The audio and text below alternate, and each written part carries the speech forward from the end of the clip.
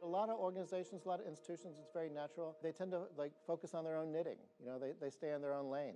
And some of the deepest problems that we all face require people to cross boundaries, require people to talk to each other. And there's got to be an organization that does that in Kenosha. And the organization that does that here is BOF. Several years ago, when building our future first, started. It began with Gene Moran and other community partners coming together. And what they did was they convened a group of business leaders, education leaders, community leaders from throughout our community to really take a look at Kenosha and what did the future of Kenosha look like and what issues are dominating, our community. And that group came up with this consensus that education was the biggest issue that would impact our future.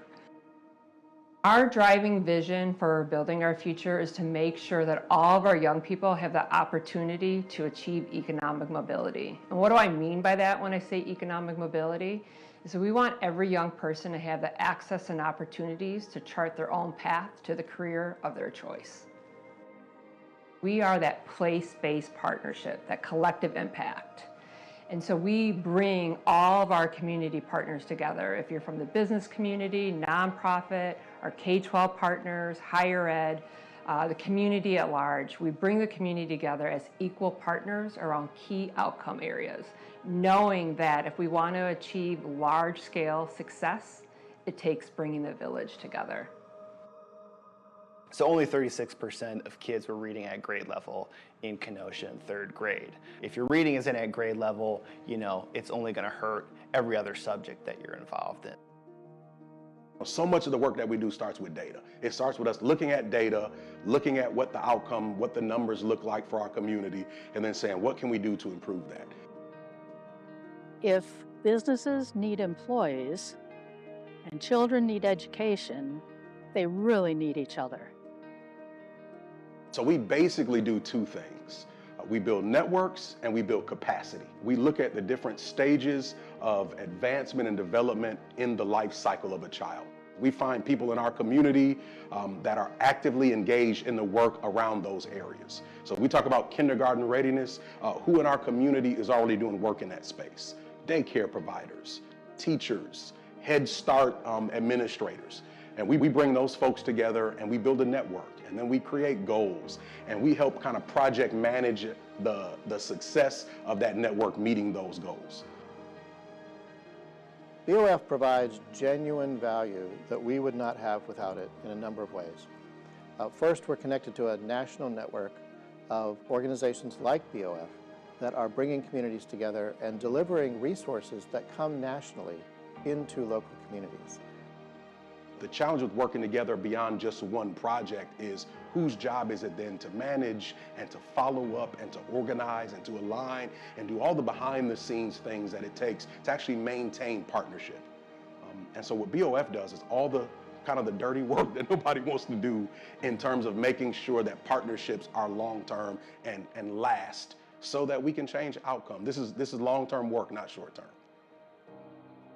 Snap-on recognizes the connection between education and building the future workforce. It is imperative that Snap-on and other corporate leaders in the Southeast Wisconsin support building our future.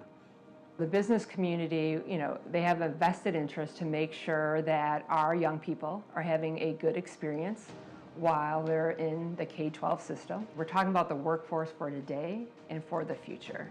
And we want to make sure that Kenosha stays competitive as a community, as a county, and that it's vibrant, it's diverse, it's strong, and welcoming for all, right? So it's essentially that we're creating a Kenosha that's for everybody. We need these kids. We need these kids to be thriving. And my favorite thing to think about for everyone else is, what if Johnny is the guy that's going to find the cure for Alzheimer's, and we're going to let him fall through a crack? See, that gives me the chills every time I think about that.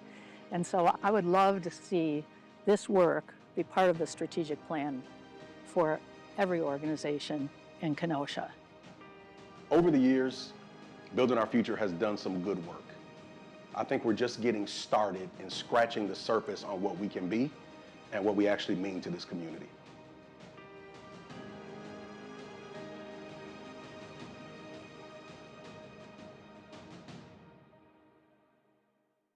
Hey, I'm Brandon Morris, and I'm the Partnership Development Manager at Building Our Future. Hi, my name is Maggie Campbell. I'm the Director of Strategic Initiatives at Building Our Future. Hopefully you guys are all here excited and ready to be a part of the Youth-Led School Board Candidate Forum. We're thinking, hey, we're advocating for students every single day, and what better than to have students at the table?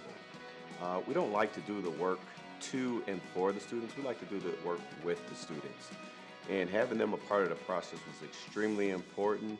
Why not have them use their voice to lead the work?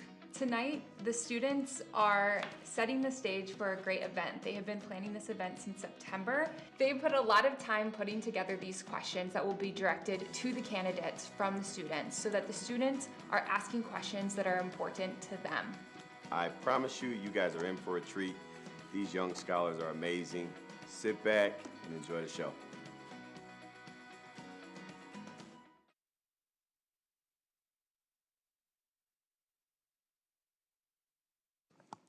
All right, good evening, everyone. My name is Destiny Garcia, a freshman at Carthage College, and I also just so happen to be the intern here at Building Our Future. I want to thank you for joining us tonight, both here in person and those on the live stream. And of course, I want to extend a big thank you to Gateway for hosting the venue and for Upload Partners for streaming. Building Our Future believes that it is essential to elevate those closest to the problems that we seek to solve in the community. As we work with partners from across Kenosha to improve outcomes for students, we believe the youth voice is an important part of that process. As a brief overview for tonight, each candidate will have 90 seconds to answer with a 30-second warning yellow card raised from Tanvi, the timekeeper.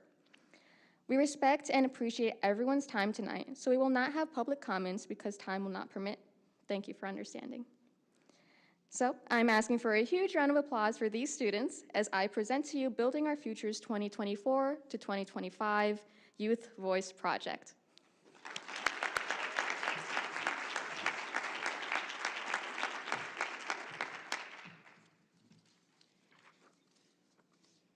Hi everyone, and welcome to tonight's event.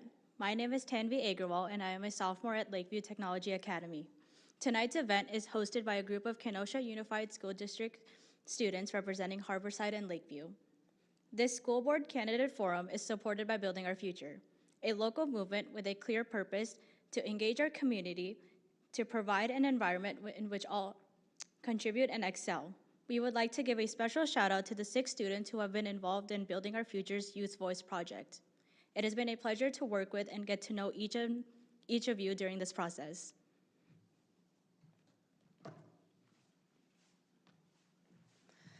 Hello and welcome again. I'm Lydia Orrick, a senior at Harborside Academy. Building Our Future is proud to be back for our 4th annual Youth-Led School Board Candidate Forum. Centering the voices of those most impacted by decision-making is essential to building our future. Those voices are us, the students, the youth. We assure you that the 6-month Youth Voice Project from the CABA Training Center to the United Way Conference Room, we took the time to prepare for tonight, and it was very, very important to us. We believe that students offer powerful perspectives on their school experiences and directly speak results of the decisions that are made by the adults. This event is a mark of the youth voice. We have planned the event, created the marketing materials, and co-created the questions to make this night possible. Thank you very much.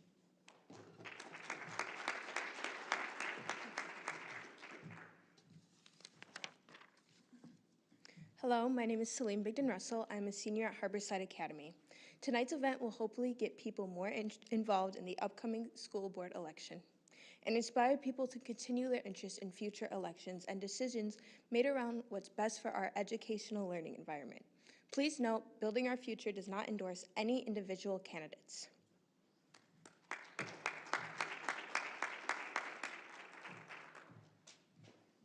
Hi, I'm Rebecca Waite, and I'm a sophomore from Lakeview Technology Academy. We will start off by giving each candidate an introduction and opening statement. Please share your name, job experience, and why you would like to be a member of the school board. Each candidate will have 90 seconds to answer with a 30-second warning yellow card raised from the timekeeper. The red card signals time is up. We will start with Valerie Kretschmer and move down the row.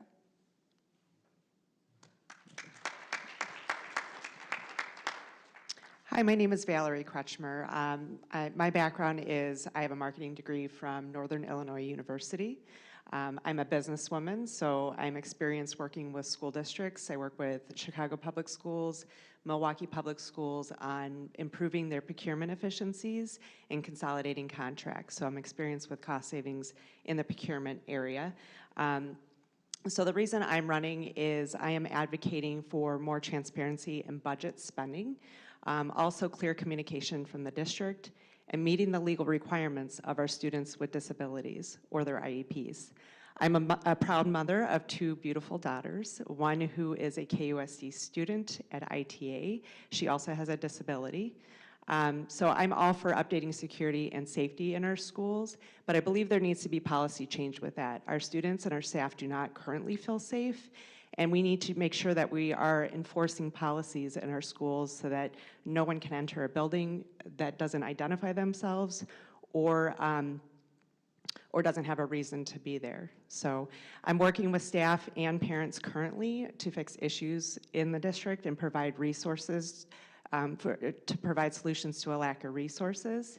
And we need to get back to what's most important, which is educating our students. Thank you.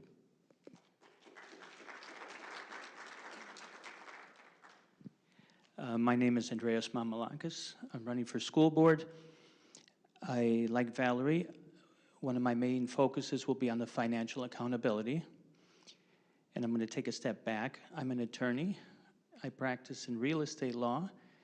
I actually do appeals for property assessments, commercial and residential, which is a direct correlation with the taxation and involves where your money goes for schools and other public entities. So a big part of my push will be a full audit of the budget.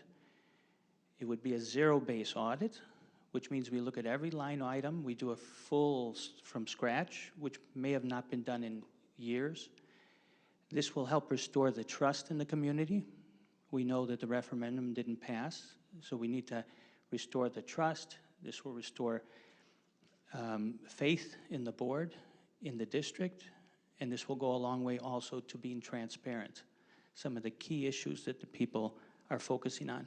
Secondly, and in a way more important, I want to go back to core educational subjects.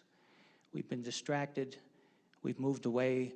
We see from the statistics that we continue to drop with reading skills, the most fundamental skill out there. So I want to go back to the basics, start at the core, and then go from there. Thank you.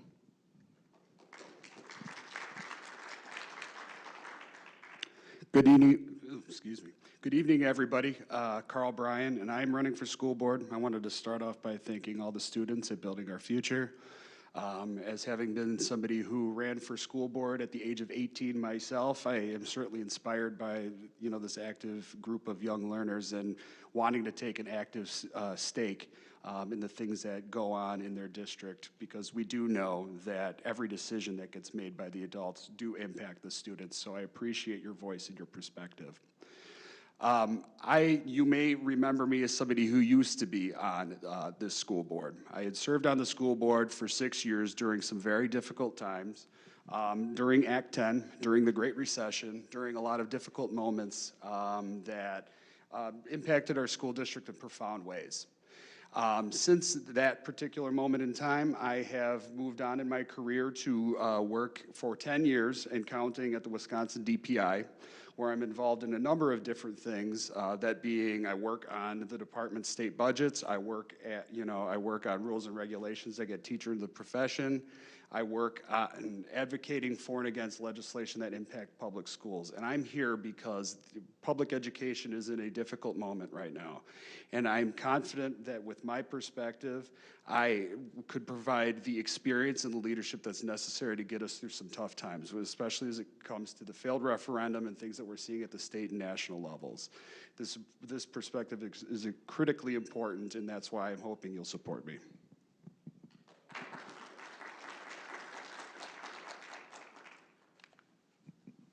Well, good evening, everyone.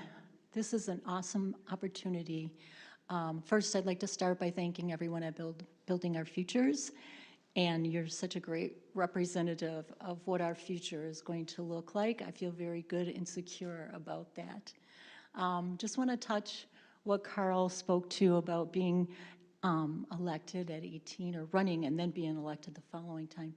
I was right there beside him, helping him along. I believe in the students in this district so strongly and so profoundly. I can't state it strongly enough.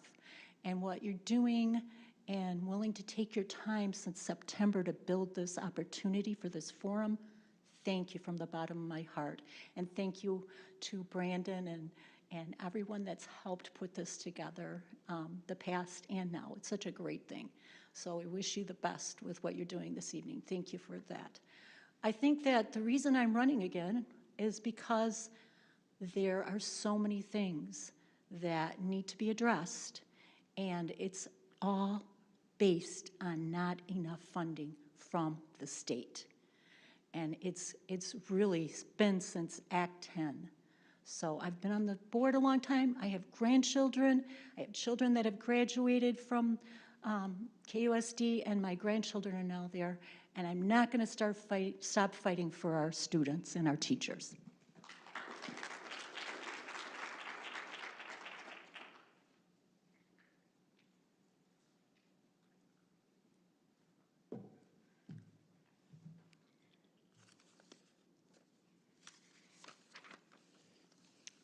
Hi, my name is Tanvi. This question will be answered first by Andreas Mamalakis. Question 1 is, what do you see as the school board's role in supporting the district to mitigate bullying and discrimination? I'm sorry, can you just phrase the last phrase? Yeah. What do you see as the school board's role in supporting the district to mitigate bullying and discrimination? So the school board, unfortunately, historically has been reactionary. They're not proactive. One of my main points is we need to regain control in the classroom. We need to look at the policies on discipline. We need to create a climate where all the students and the teacher feel safe, not just physically, but intellectually. And we need to do that in a nonpartisan, completely neutral way. So we don't hyper-focus on one person at the expense of others. We need to go back to the basic principles of teaching everybody the same way, treating everybody with dignity, and restoring the core values of behavior and discipline. Too many times, there's a disruption. The class loses its focus for the whole period. A lot of that is based on the policy at the administration level. We need a strong administration to support the principals who then support the teachers.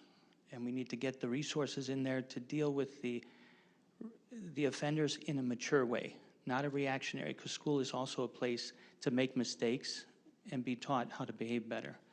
So there's a lot that can be done. I take a different tact with this, and I think it starts with establishing a positive school environment, and it does start at the school board level. But it is also involving the school board holding the administration accountable to make sure that the policies are being carried out.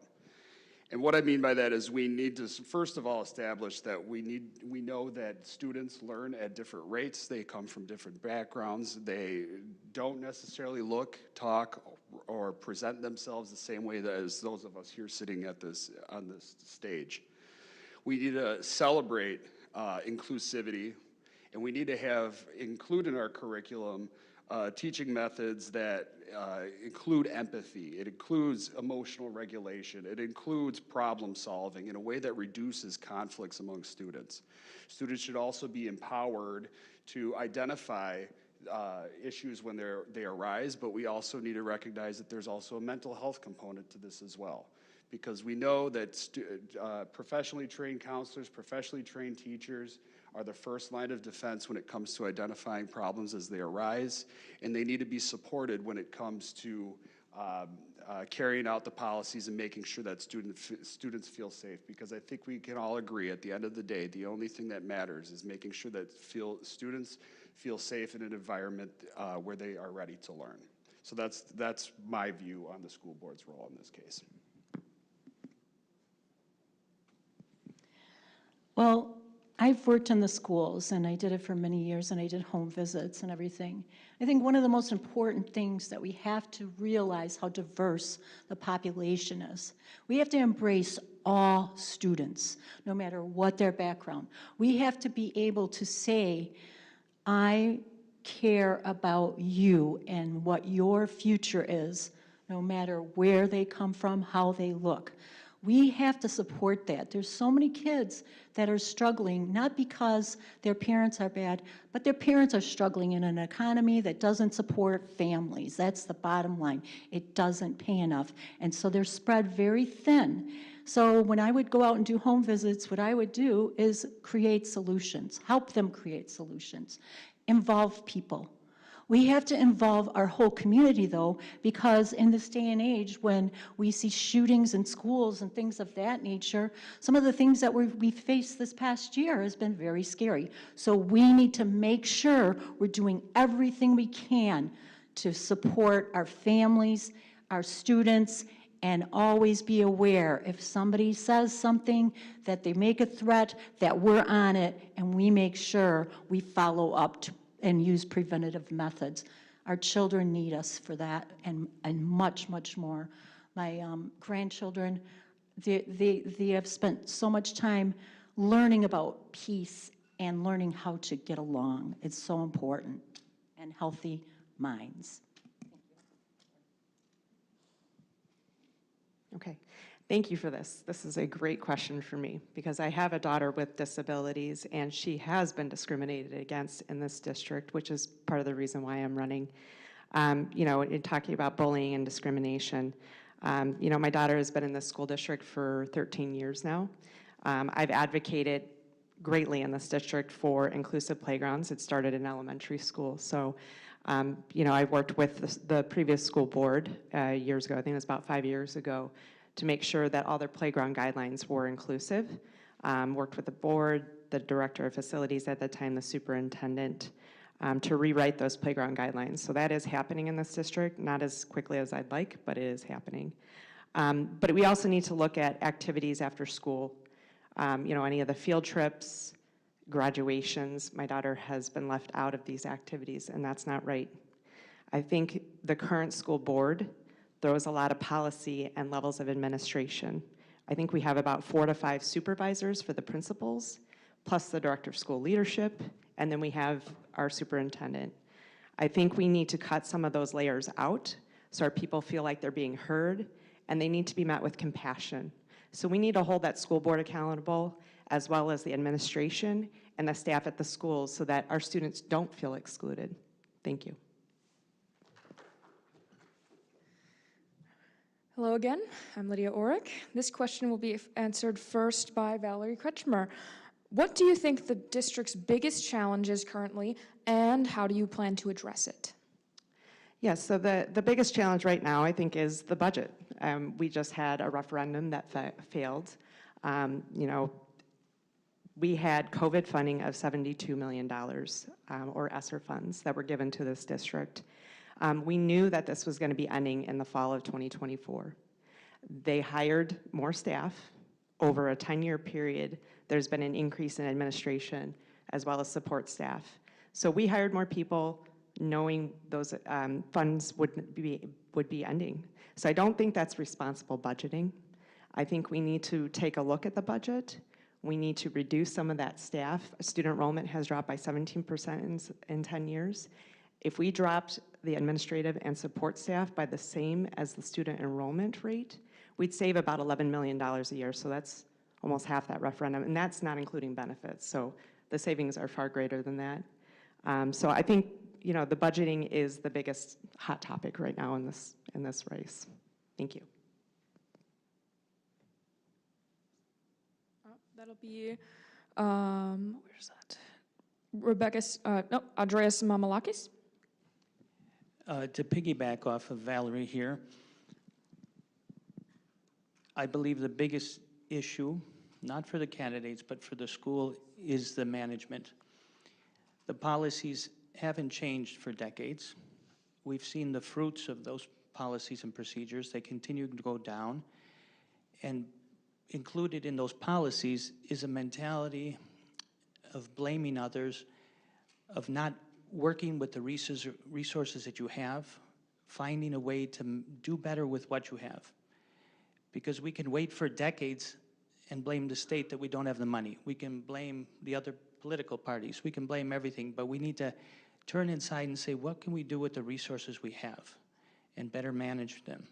As Valerie pointed out, there's money to be saved to get back in line with the budget, and there's probably even more money and more ways to restructure the finances to channel the resources to where they can have the greatest impact back to academics.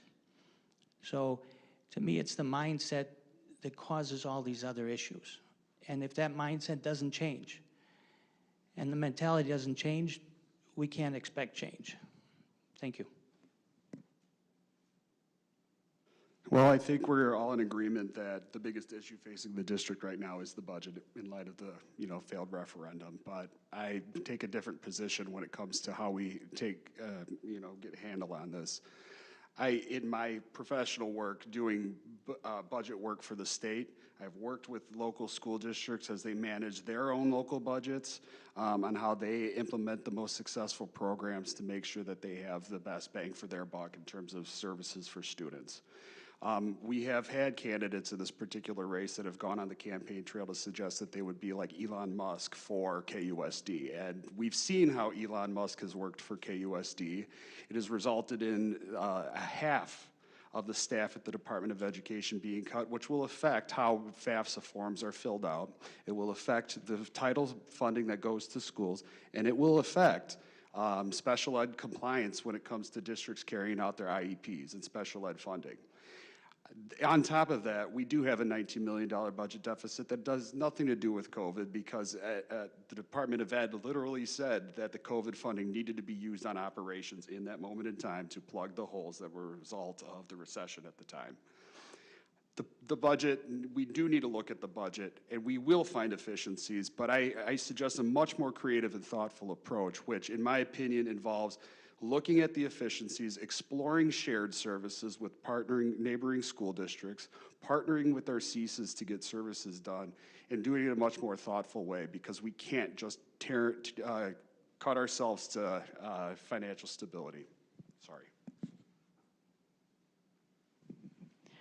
Well, as the person that's served for a very long time on this board, I can tell you that we have gone over the budget with a fine-tooth comb. It's not something that ever goes by the wayside. It's constantly present. And the main reason that it is constantly present is the lack of funding.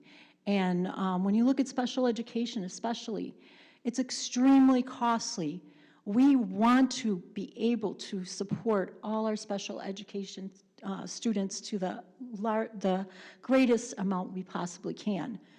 Now, when I started and ran for the school board back in 2007, the special education percentage was 27% of funding.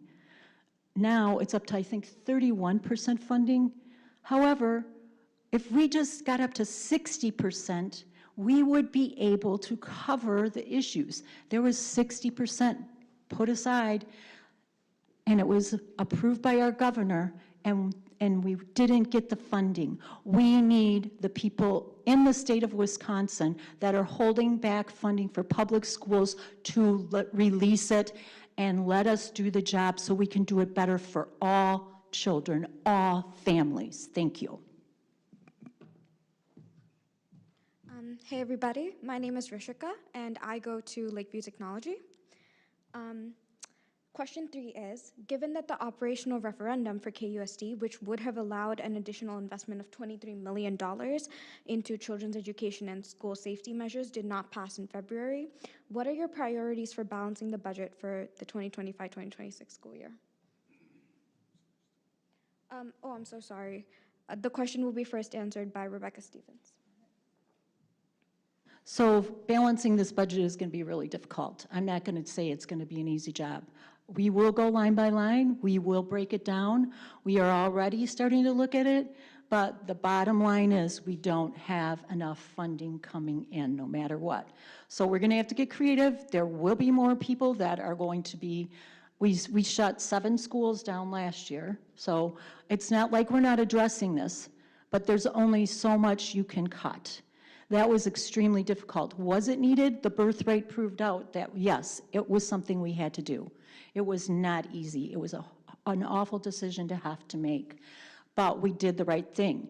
And then we are out there boosting our staff and our children, our students, to help support them in all the changes. But change is never easy when you have such a large group of students to begin with, even though it's smaller than it used to be. But I do remember going to Bullen, and I remember when a school sent a bunch of students over to us when I was in 6th or 7th grade there.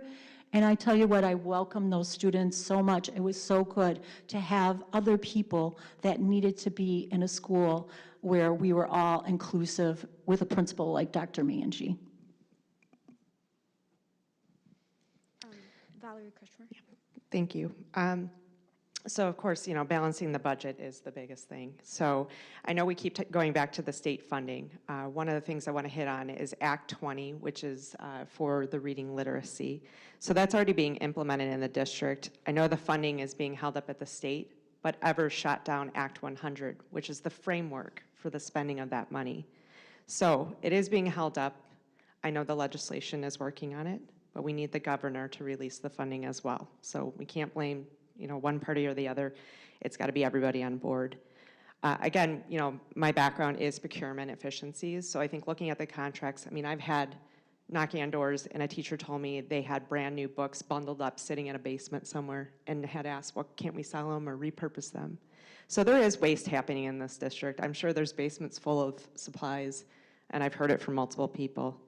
Again, the administrative staff went up 24.7% in 10 years, and support staff went up 34% in 10 years, while student enrollment went down 17%.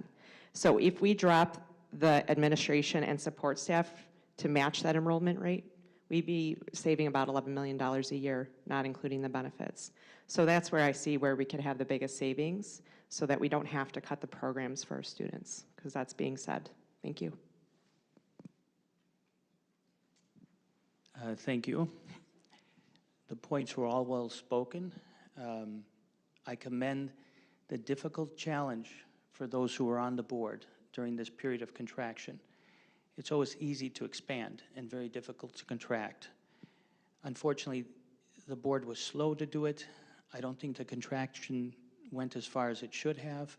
We see by the ratio of increase of administration that it wasn't proportionally done. And we know already, based on birth rates and demographics, that another contraction is coming within 4 to 5 years. Because you can see the babies born today that'll start entering preschool and kindergarten. So we know it's coming again. So had you had this referendum pass, the next contraction would have even been that more painful, because we would have gotten used to that extra money. The other problem is people are leaving. They're leaving because they want a good education and they're turning away. So it's important not to overlook the academics with the focus on other stuff. I'm one of 12 kids in the family. We all went to all different types of schools throughout our life, public, private, all levels, homeschooling. I've seen schools do much more with less. So we just have to dig down, be creative, and there are many, many ways to refocus on academics that we will make do till the state releases more money. Thank you. The suggestion that, that administration needs to be cut proportionally to the student enrollment is a little misguided, because the administrative needs or the student needs have extremely expanded over the last several decades. to the extent that, if we cut administration just, by a flat amount, it's going to put more administrative duties on the teachers who are supposed to be in the trenches teaching the kids. So we need to start off with that. Can we find efficiencies? Yes, we absolutely can, and I have ideas why. First of all, what we need to do is we need to establish trust again in the district. And what I mean by that is there were more questions than answers when it came to the referendum. But I think we need to engage the community again. We need to get our parents together. We need to get our teachers together. We need to get our students together. We need to get everybody together so we can get on the same page and figure out what our collective priorities are. That is the way we're going to figure out what it is we're going to protect and what we're going to save in this district. Second thing, we need to, again, look at shared services. We need to look at the fact that our fund balance is $25 million above the school board policy. Like, we're currently way over. It's a one-time thing, but it is your money that should not be hoarded in the district slush fund. It needs to go back into the classrooms. That's what the taxpayers paid for. They need to go into the classrooms. And then the third thing, we absolutely do need to look at the state level, because what's going on at KUSD isn't unique to KUSD. It's going on all over the state. We need to advocate for better funding. Hello, and my name is Anya Pancho, and I'm a junior at Lakeview Technology Academy. This question will be answered first by Carl O'Brien. What role should schools play in addressing student mental health needs? I think student mental health needs are critically important because, again, it has everything to do with the feeling of safety and the feeling of support by students in this district. And I'm running in part on student safety because we know that there is mental health needs that are taking place in this district. Kids are coming to the table with a lot of trauma. Kids are coming to the table, with severe socioeconomic disparities. Kids need a lot of support, and it is so critically important that we have robust counselors on staff, trained social workers. It's important that we have teachers there that are there to support the emotional needs of our kids, through restorative justice practices, holding students holding other students accountable to, identify, concerns when they arise. All of that is critically important. The other thing I need to mention is that evidence-based measures are going to be what gets us through this mental health crisis. I know we have a lot of reactionary ideas about, metal detectors or school resource officers, but I would explore things like, I know that there's been research done on Zen dens, where I know that, having that space to be able to decompress and work through things is so massively important because kids need a break too. They need to be supported with all of the demands that are going on in our schools right now. Mental health is very important.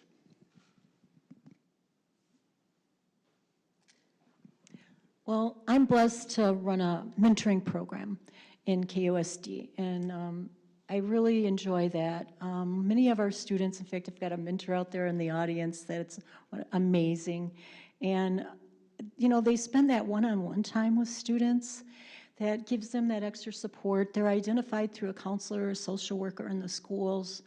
It's just a great program. We need more mentors, by the way. I'm going to put a plug out there. The group that I work with are 55 and up, so it's just because that's the way the grant stands. But I don't think we can give our children enough support, the ones that are struggling and having a lot of issues. I also believe that they need brain breaks and they need a spot to decompress, as Carl mentioned. But getting outside and getting fresh air is so important. We live in a handheld device world, and I know when I'm on any screen too long, I tend to get kind of hyper and a little bit off, and I'm thinking, how does that impact a young child's brain, right? As an adult, I'm feeling it. And so I think it's really important that we figure out schedules where we can make sure they get brain breaks, where they can get outside, run around, get some fresh air if it's nice out, and also make sure we maintain the support we need through our social workers and our counselors in the schools. So thank you. Good question. Yeah, so in regards to mental health needs, I think, a lot of the kids in this district don't feel safe. They've had complaints about sexual harassment, other things in the school. I've heard instances where there's been knives in the school. Kids are not held accountable. They're back in school in these instances. Staff is not held accountable. Again, they're thrown, anytime somebody complains, they are given a policy to follow and multiple layers of administration.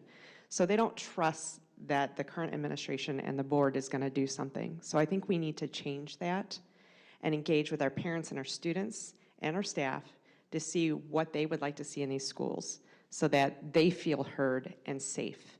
Again, we have had issues with a gun being brought into my daughter's school, which we didn't find out from the board. They never communicated that to us. We found out from a news reporter who knocked on my husband's window when he went to pick her up from school, my daughter up from school.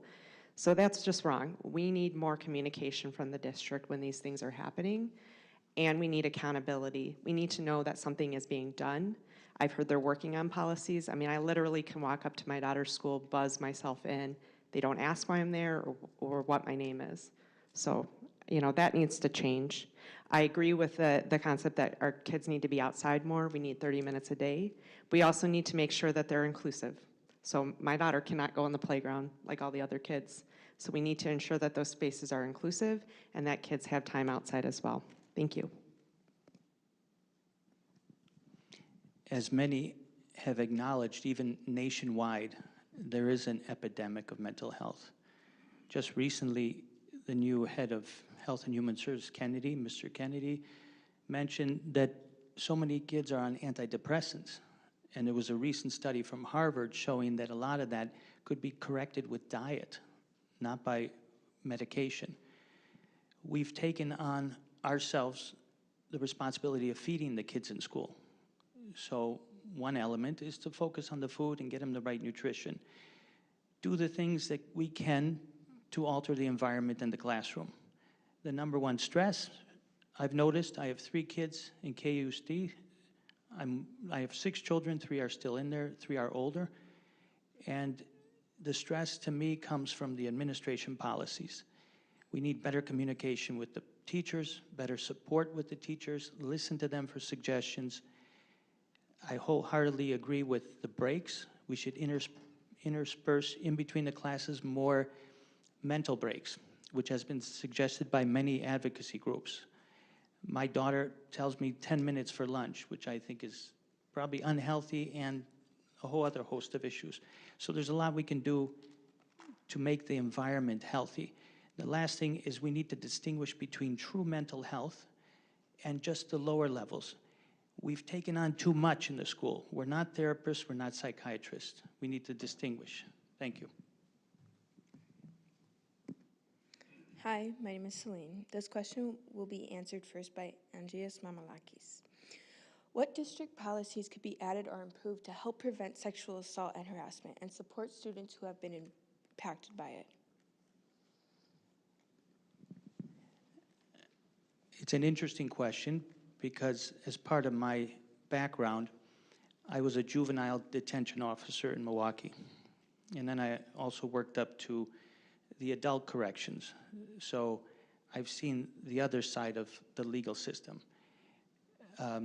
The number one thing is the attitude in the classroom. And second to that is the enforcement policies of the administration. Again, we need to create a climate that's not so sexualized in the classroom.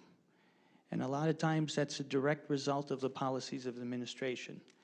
Secondly, when you teach the children clear boundaries and someone crosses those boundaries, we need clear discipline. No favoritism, back to old school. I'm one of 12. My mom used to use her wooden spoon. I'm not going back to that. It never hurt me that much, but we need the kids, and like my own, they respect discipline, they respect boundaries. We need to remove the offenders. They should not come back till they show that they're at a level of maturity that they can behave in the classroom responsibly. Thank you. Well, I'd like to know what classroom where the curriculum is being delivered in a sexual manner or where children are being sexualized, because if we're talking about the things like LGBT inclusive policies or anything having to do with books containing LGBT content, I think a lot of students in this district deserve to be seen in the material that's being delivered to them. And that goes beyond, all the rhetoric you're seeing. It's really, really quite disingenuous to suggest that anything that supports the students for who they are and make them feel seen is sexualizing. But to the point about sexual harassment, I think we do have an issue in this district when it comes to recruiting and retaining teachers.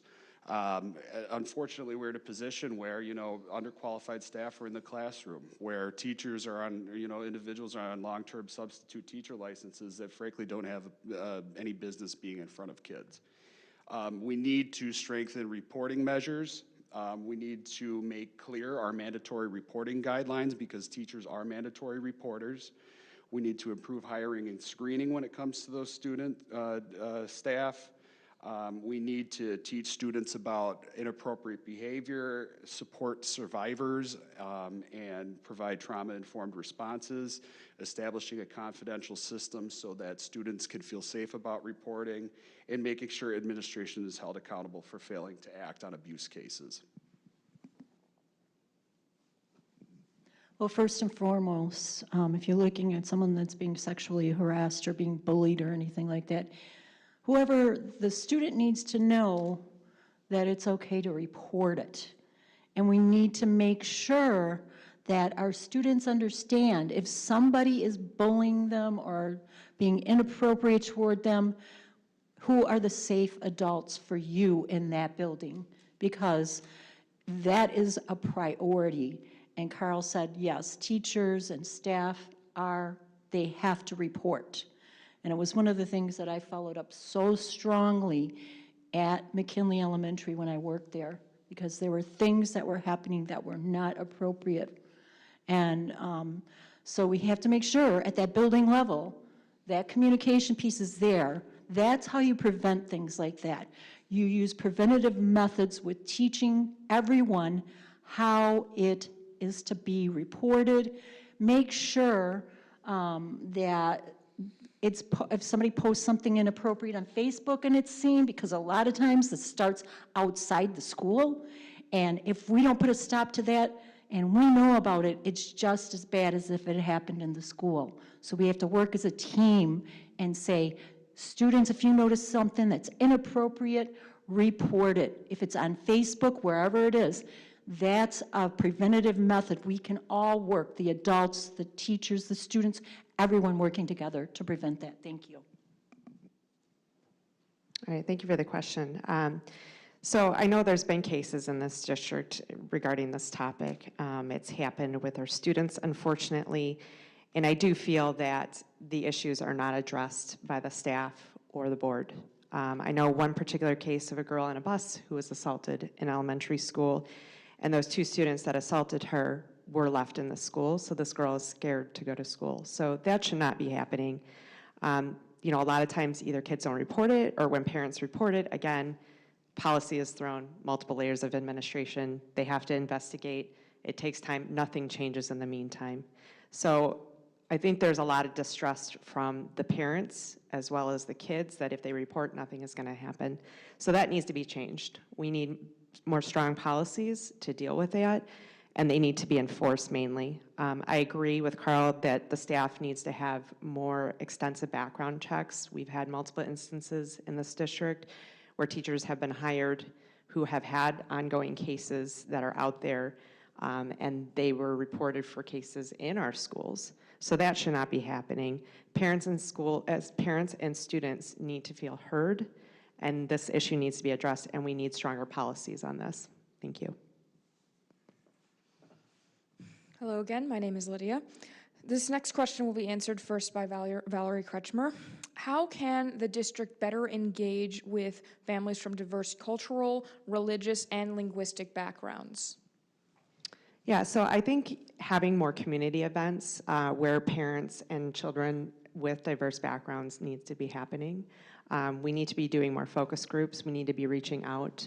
I think one of the most underserved areas, obviously, is the kids with the IEPs and the disabilities. I've had multiple parents with kids with disabilities telling me issues that they're having in the district about accommodations, IEPs not being met, as well as myself having the same issue. So I think we need to engage with our communities more focus groups, asking suggestions on what people want to see, going into different areas in this town. We have a very diverse town. It's an amazing town.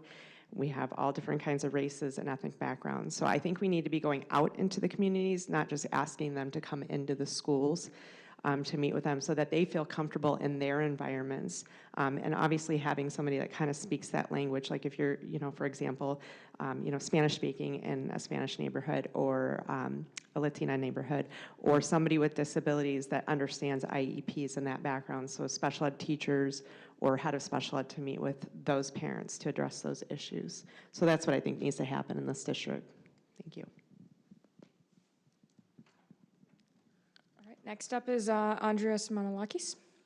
I think one way to do this is just to introduce this topic into the curriculum. Again, our focus is education, our focus is the classroom. If we have a balanced curriculum that incorporates this topic and be creative, you can pull in different people from different backgrounds as guest speakers. It could be parents, it could be friends, it could be business leaders representing different religions, different cultures, and we can do this in a balanced way throughout the year. It would serve my other purposes. Again, we're back to academics, and this is an excuse to focus on reading, but incorporating the cultures. Focus on writing, but incorporate diversity. So there are ways to be creative again, focus on the classroom. Again, I'm pulling out from the community. We have great groups on the outside. We're not focused on our first mission. And we can definitely address this in the classroom in a fun and creative way. Thank you. The diversity of our community is our greatest asset, and in every way that we function as a district, it needs to be reflective of that diversity. And I think this can be done in a multifaceted way. And, from a school board perspective, I think we can do it in a number of ways. Number one being, back in the day, back when I was 18 years old going to school board meetings, they used to go to take the school board meetings to neighborhood schools, and it wasn't sitting at that ivory tower on 52nd Street. They went to Lincoln, they went to Pleasant Prairie, they went to all these other, schools to have the meetings, get to know their teachers, get to know their students, get to know their families. I think we need to get back into that practice so that school board members really know what's going on, because you have to meet people where they're at in order to, to find the needs. When it comes to the curriculum, we need to reduce our reliance on standardized testing, because in my opinion, I think standardized testing does not reflect the realities of our youth, because there is so much diversity. When it comes to special education, we need to make sure that our diagnostic tools and evaluations account for the cultural and linguistic differences that exist between our students, so that kids are not misdiagnosed for special education services when there's a cultural difference between the teacher and the student. We also need to look at our bilingual programs and strengthen them, because, okay, I'll leave it there. I'll pick it up. So, what Carl's talking about as far as having that connection to all different backgrounds and students. So Stoker is a school that has a lot of bilingual students, or students that are learning English. So they haven't, conquered that yet, but they're working on it. We have other programs definitely that need more help at the high school levels. And I will be the first person to tell you that we need to be able to find the people that we can hire. It's a certain type of person to teach that, to bring that out. I want to just say on another note, at the Kindness Breakfast this year over at Mahone, I met a young lady from Haiti, and they moved here because they lived in a war-torn country. And she spoke French, English, and Spanish, right? Beautiful young lady. I chatted with her, but her fears that she has about what's going on with immigrants. I mean, can you imagine how that must feel to her, and all that she has already been through, the trauma? So we can't do enough to support our students. We need to all be cognizant of that and we need to help.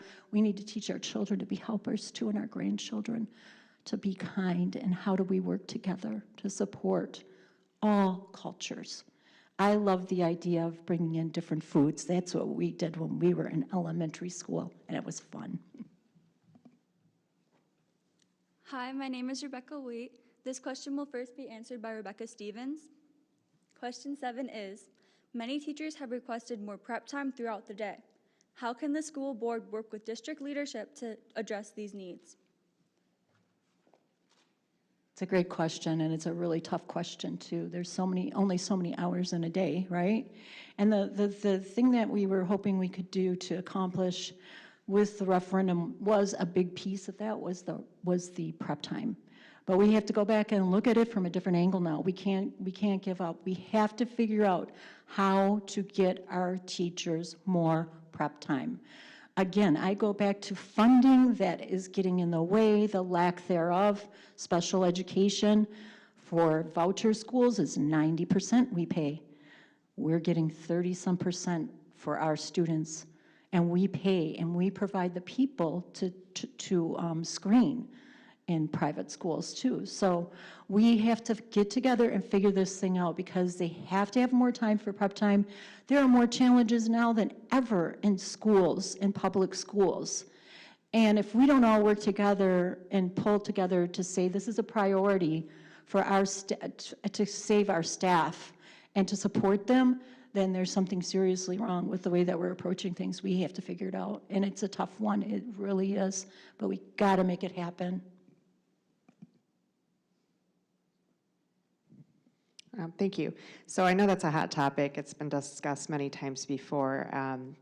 So I looked at other school districts, and I found that Waukesha School District has about 80 minutes of prep time in their high schools. I think our high school teachers were getting about 50 from one that I spoke to. So I think we need to align with other school districts to get them that prep time. We need to be creative with the budget.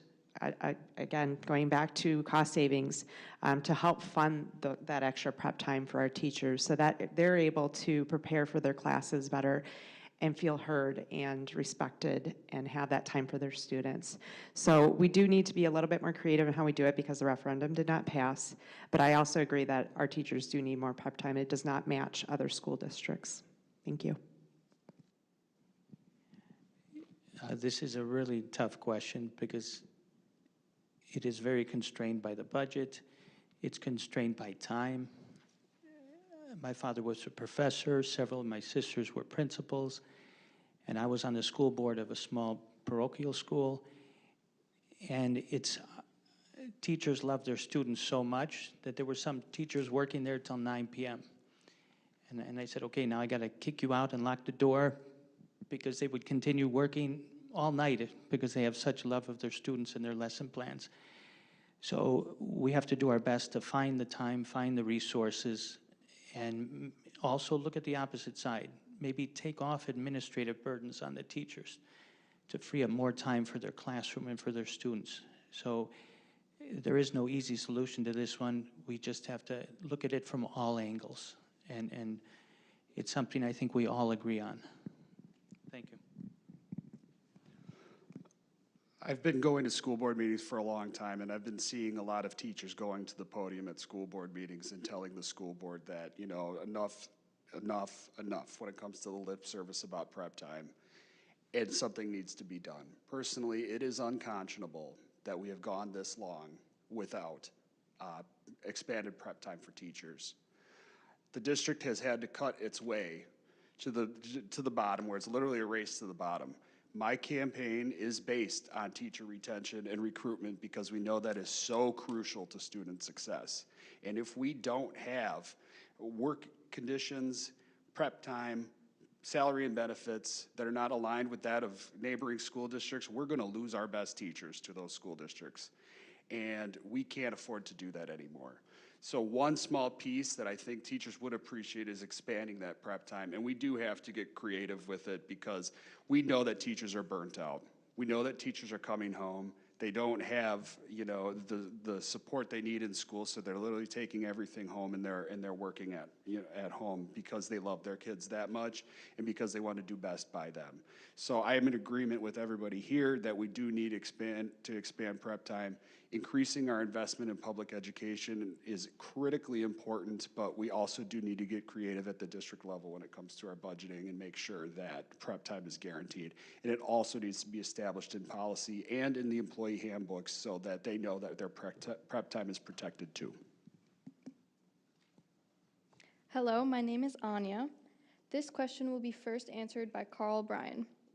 What is your favorite program that KUSD runs, and how do you plan on improving or expanding it? Well, I would say music. As a student in KUSD at one point in time back in the Stone Age, I used to play tenor saxophone and was in band for quite a long time. I loved music, and it's carried on in my personal passions as well because I'm a guitar player too. But anyway, I know our music programs are critically important because, you know, a strong, well-funded music program in KUSD is what keeps kids engaged and interested in their work and interested in their academics. It opens new brain pathways so that they learn better, they absorb the content that they're learning more. It's the benefits of a well-funded music program is absolutely immeasurable and at all costs needs to be protected in this district. I say that because the school district is looking at, of course, tough budgetary times, but at all costs, no amount of cutting is worth the sacrifice that could be made to our music program. If anything, I would guarantee if I was on that school board that music will be protected because it is a lifeline for a lot of kids. And that's my response. Well, I have a lot of favorites, but music is my number one. I was involved in choir, and it was my reason sometimes for going to school. It just, like, that was a good reason to get up and get motivated as a teenager. And sometimes, you know, it's a little rough with that, I've noticed with my own children. And they've been blessed to have those opportunities. The other thing is the theater programs. They're absolutely amazing. It's just, I mean, I go to these plays and I bring my grands, and I'm always blown away by the amazing work they do. And it's just gives them a chance to express themselves in a different way. And we know the brain does open up more pathways when they have those opportunities, and it helps them be better learners. And then I think we can't cut. We have to figure out how to save them, and we will. I feel confident that we will. And band and orchestra are great too. Absolutely. I had kids that did both. And so I can't tell you how much I appreciate music, so thank you. I'm going to have to agree. You know, the arts program in general at KUSD is well known. I've been to some of the high school plays. They're phenomenal. I know we had a great director of that program who was tied in with Broadway, so I know it's a great program. The music program is also great. My daughter was part of the band. She's in the choir right now. And I have to give a special shout out to the Bradford dance coach, who is Kelly Griffin. She is an amazing lady. She's actually my daughter's dance teacher.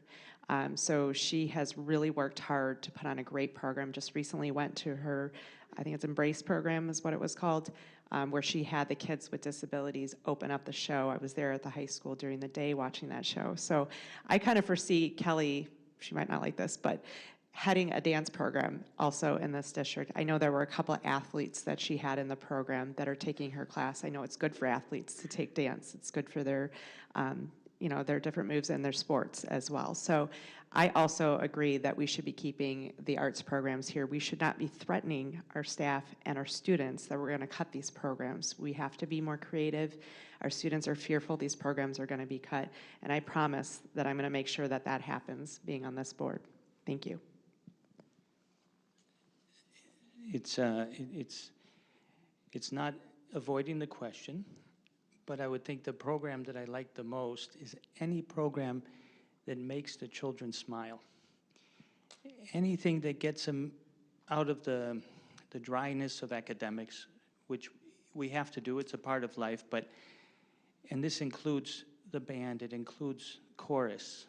I was in a large family. My parents made all of us take a musical instrument because they thought that was important. We were also singing in the choir, boys and girls. But I also want to add, since it really is a close tie, they're all wonderful. I have a daughter that was just in the chorus, another one last year that was within the bands, wonderful programs, but I also have a son at Lakeview, and it's really neat when he comes home and he made something from scratch. And there's the pride of creativity, which we say that's academic, and one thing we need to define all these areas as academic, not extracurricular. They all develop the brain, they all develop the emotion, they all build confidence. So I want a restore to trades, a restore to hands-on craft projects, and definitely keep all these arts in. Thank you.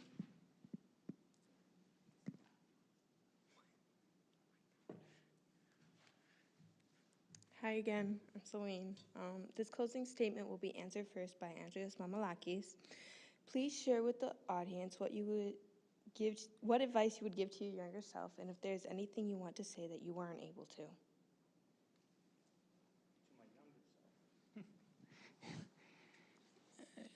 Probably be a better listener, be a little more obedient, trust the school.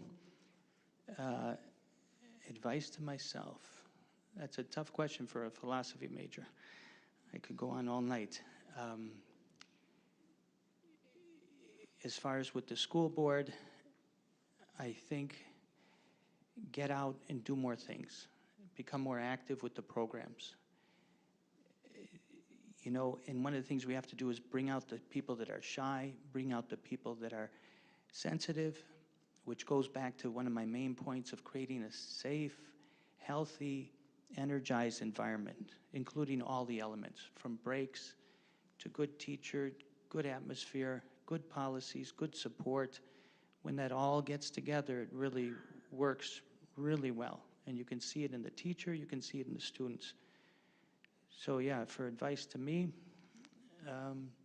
just try more and get those kids out and do more. And trust the leadership. And we pray that we have good leadership worthy of that trust. Thank you.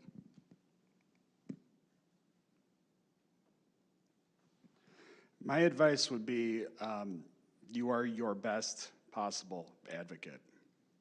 And the reason why I say that is you know yourself best, you know who you are, you know the potential that you have.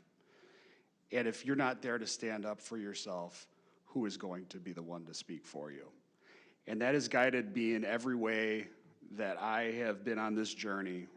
Since I started on the school board, in my advocacy work and the professional work that I do for DPI serving public schools.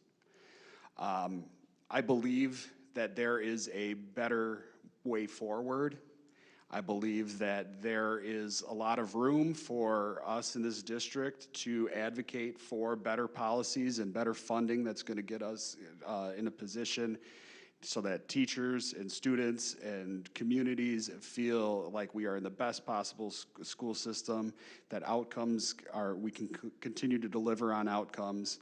But it begins with advocating for yourself and what you believe in. And I think it's really critical that, you know, we have these conversations, and it is so great that the first forum that we're having here is one that's being led by students, because that perspective is so critically important. So, I mean, that would be the advice that I would give.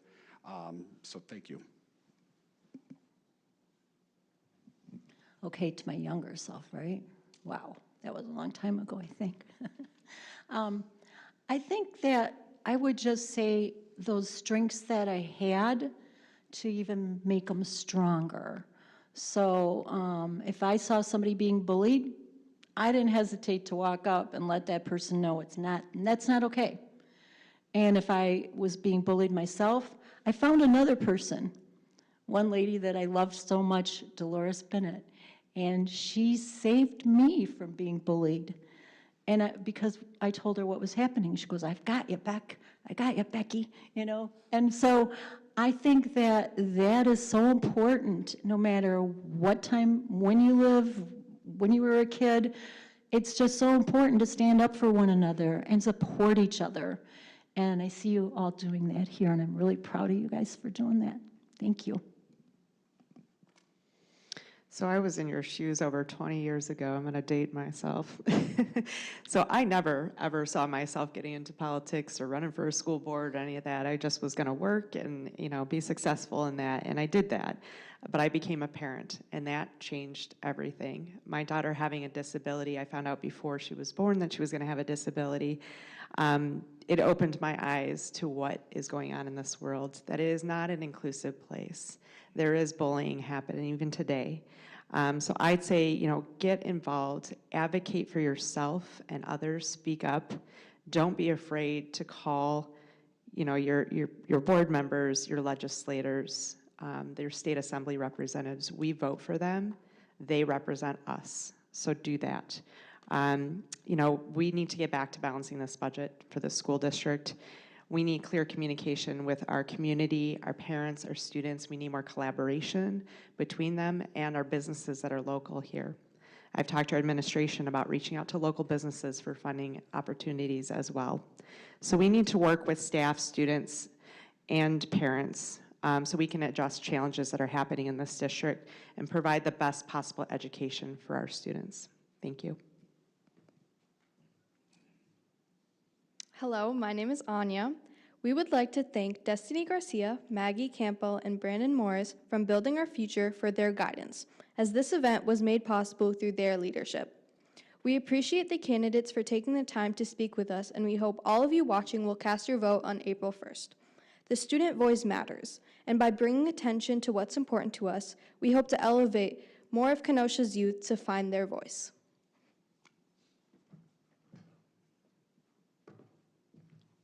Hey there again. My name is Rishika. Last year, when we had our youth-led forum, we were asked the question, what's possible when you bring people together around a shared result? Well, together, a handful of KUSD students have created an amazing yearly tradition in Kenosha, the Youth-Led School Board Candidate Forum. We thank every one of you for your support, and we hope to continue this phenomenal event for many, many years to come. And now, to close out the evening, I'll hand it over to Brandon and Maggie from Building Our Future, because even though this is a student-led event, we're always happy to welcome those who are young at heart.